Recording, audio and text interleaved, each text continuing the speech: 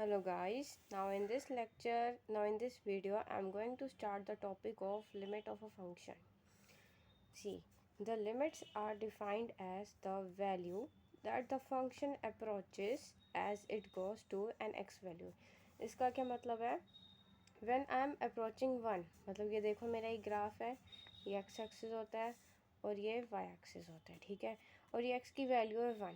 जब मैं x के टूवर्ड्स जा रही हूँ, चाहे मैं इस डायरेक्शन से जा रही हूँ या इस डायरेक्शन से जा रही हूँ, मतलब मैं x की तरफ अप्रोच कर रही हूँ, मतलब मैं x के क्लोज जैसे जैसे जा रही हूँ, तो वैसे वैसे मेरा फंक्शन जो है कैसे रिएक्ट करेगा, क्या फंक्शन की वैल्यू कैसे बदलती जाएगी, उसको हम बोलते हैं लिमिट ऑफ अ फंक्शन।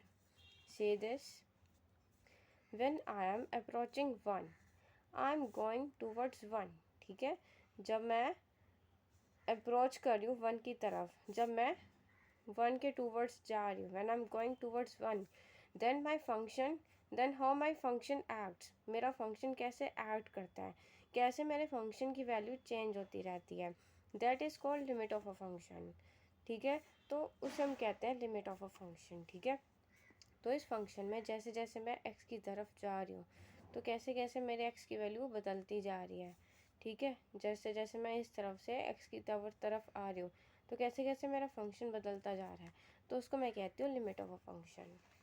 सो अब हम समझते हैं डिसकंटिन्यूटी। ठीक है, डिसकंटिन्यूटी क्या होता है, तो इस पहले डायग्राम में देखो, डिसकंटिन्यूटी मतलब देखो डिसकंटिन्यूटी मतलब when I am drawing a function. ठीक है, when I am drawing a function and I lift my pen, then it is discontinuous. मतलब देखो, जब मैंने डायग्राम ड्रॉ करा, जब मैं एक डायग्राम ड्रॉ कर रही हूँ, ठीक है, when I am drawing a diagram, और डायग्राम ड्रॉ करते करते मैंने अपने पेन को लिफ्ट कर दिया, मतलब मैंने अपने पेन को हटा दिया, फिर मैंने यहाँ से स्टार्ट करा, तो ये क्या हो गई, डिसकंटिन्यूटी हो गई। कंटिन्यूटी होती है कि मैं कंटिन्यूसली बनाती रहती डायग्राम, मुझे पेन को उठाने की ज़रूरत ना पड़ती, लेकिन यहाँ पे मुझे पेन को उठाने की ज़रूरत पड़ी है, यहाँ तक फिर यहाँ तक। ठीक है, तो ये बीच का ये जो गैप आ गया, इससे क्या हो गया, ये डिसकंटिन्यूटी हो गया ये डायग्राम। तो when I am drawing a diagram and I lift my pen, then it is discontinuous, तो उसे हम क्या बोलते हैं, डिसकंटिन्यूस बोलते हैं। ठीक है, तो हमारा जो फंक्शन है वो क्या हो रहा है, डिसकंटिन्यूस हो रहा है। और देखो दूसरे ग्राफ में देखो क्या हो रहा है,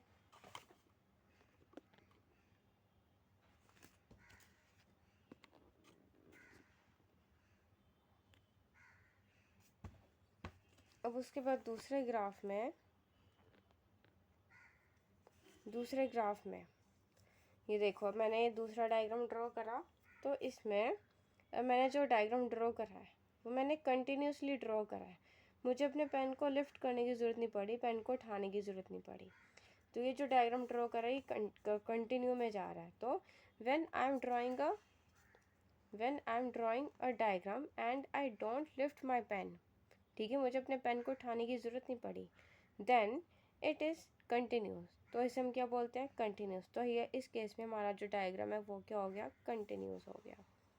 अब हम आगे बढ़ते हैं। ठीक है, now in this, continuity of a graph is loosely defined as the ability to draw a graph without having to lift your pen।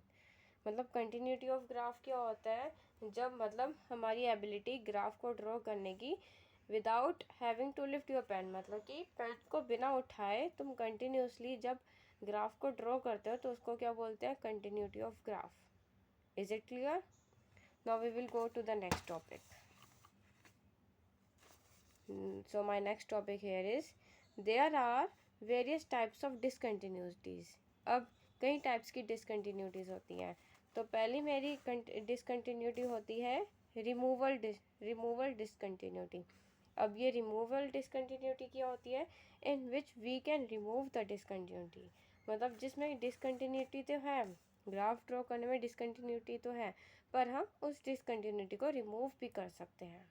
ठीक है, जैसे कि फॉर एग्जांपल मैंने एक ग्राफ ड्रॉ करा, अब मैंने यहाँ से ये डायग्राम मैंने एक ग्राफ ड्रॉ करना शुरू किया, यहाँ तक मैंने ड्रॉ करा, अब ये जो ओपन सर्कल दिख रहा है यहाँ पे मैंने ये थोड़ा सा गैप छोड़ा, यहाँ तक ड्रॉ करा, फिर मैंने पेन को मैंने उठाया, फिर यहाँ से मैंने स्टार्ट करा।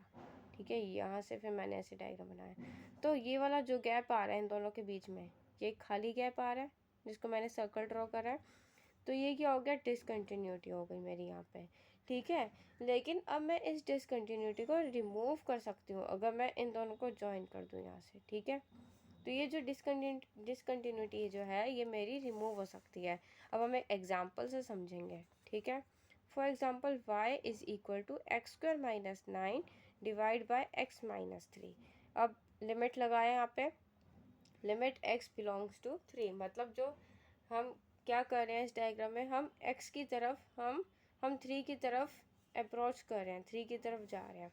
तो 3 का square minus 9 upon 3 minus 3, 9 minus 9 is upon 3 minus 3, तो ये क्या हो गया, 0/0 फॉर्म बन गई। तो ये जब 0/0 फॉर्म बन जाती है तो ये क्या होती है, हमारी डिसकंटिन्यूटीज फंक्शन होता है। जब डिनोमिनेटर हमारा 0 हो जाए तो मतलब वो फंक्शन क्या हो रहा है, हमारा डिसकंटिन्यू हो रहा है। ठीक है, if denominator is coming 0 then I am not able to define my limit at that point. ठीक है, जब डिनोमिनेटर ही 0 आ रहा है तो उस पॉइंट पे मैं अपने फंक्शन को डिफाइन नहीं कर सकती। फॉर एग्जाम्पल, अब मैंने y इज इक्वल टू, अब लिमिट मैंने x बिलोंग्स टू 3 ली, x square minus 9 upon x plus 3। अब मैं इसी फंक्शन को मैं कैसे इसमें डिसकंटिन्यूटी को रिमूव कर सकती हूँ इसके बारे में मैं आपको बताऊँगी। ठीक है, तो इसमें देखो जो एक्स स्क्वायर माइनस 9 है ये हमारा a square minus b square का फॉर्मूला बन रहा है is equal to a minus b into a plus b. ध्यान से देखो, एक्स स्क्वायर माइनस 3 का होल स्क्वायर, तो ये क्या आ जाएगा, x minus 3 into x plus 3 upon x plus 3, ये हमारा था, sorry,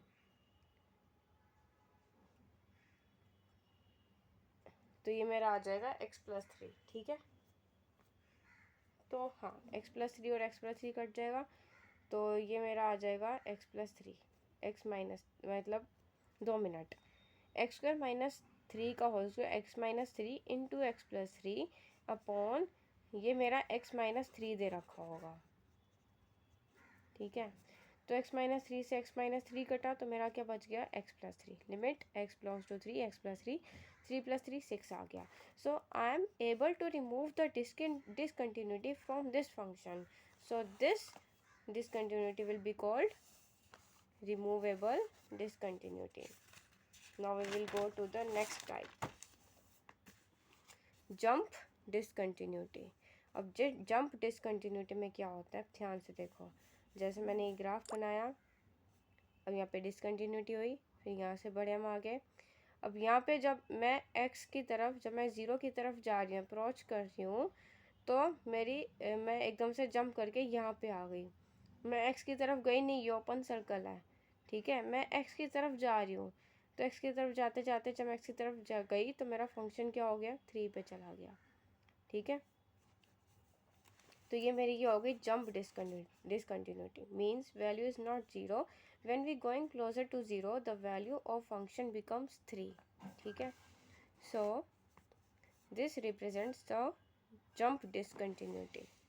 now what is infinite discontinuity. अब इन्फिनिट डिसकंटिन्यूटी ध्यान से देखो, जब मैं यहाँ पे मैं 6 की तरफ जा रही हूँ, 6 की तरफ मैं इससे जा रही हूँ, इस डायरेक्शन में 6 की तरफ जा रही हूँ, और इस डायरेक्शन में भी मैं यहाँ से 6 की तरफ जा रही हूँ, तो मेरा जो फंक्शन है वो कहाँ जाता जा रहा है, वो नीचे की तरफ जा ही जा रहा है, कोई लिमिट नहीं है, रुक नहीं रहा, नीचे की तरफ वो डिक्रीज होता जा रहा है मेरा फंक्शन। ठीक है, माइनस इन्फिनिटी में जा रहा है मेरा फंक्शन। तो इस केस में ये डिसकंटिन्यूटी मेरी क्या बन जाएगी, इन्फिनिट डिसकंटिन्यूटी। ठीक है, when we are going towards 6 the function is approaching towards discontinuity. ठीक है, infinite discontinuity. So I hope you have understand this topic.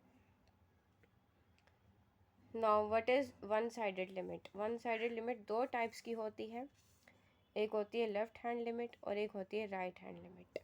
Left hand limit मतलब जब हम when we approaching function from left hand side, जब हम left hand side से function की तरफ अप्रोच कर रहे हैं, और राइट हैंड लिमिट मतलब जब हम फंक्शन की तरफ अप्रोच कर रहे हैं फ्रॉम राइट हैंड साइड, तो उसे कहते हैं राइट हैंड लिमिट। अब इसके आगे का topic we will continue in the next video. Bye bye.